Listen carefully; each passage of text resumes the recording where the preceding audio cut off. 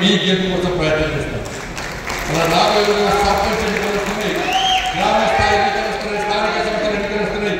ఇక్కడ నాయకులంతా కూడా మాకు ఏకైక ఎజెండా మా కోసం, మా గెలుపు కోసం పార్టీ జెండాకు పార్టీని గెలిపించడానికి భుజం మీద జెండా ఉన్నటువంటి ఈ తెలంగాణ రాష్ట్రంలోని భారతీయ జనతా పార్టీ కార్యకర్త నాయకులు ఎట్టి పట్ల ప్రజాప్రతినిధులు చేయడం లక్ష్యంగా మేము కష్టపడి మా టార్గెట్ అర్థం మీ గెలిపే మా టార్గెట్.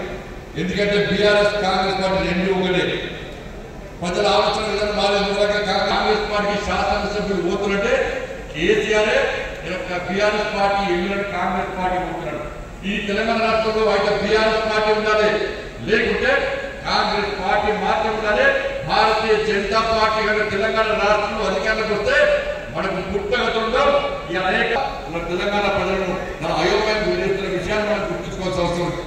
కాబట్టి తెలంగాణ రాష్ట్రంలో అనేక సంక్షేమ పథకాలు అమలు చేసినటువంటి పార్టీ భారతీయ జనతా పార్టీ.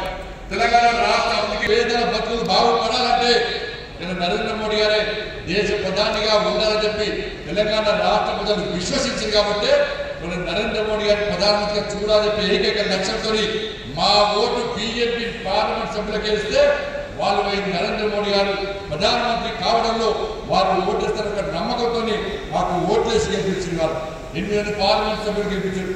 తెలంగాణ రాష్ట్రం నుంచి పార్లమెంట్ లో చర్చ జరుగుతున్నది.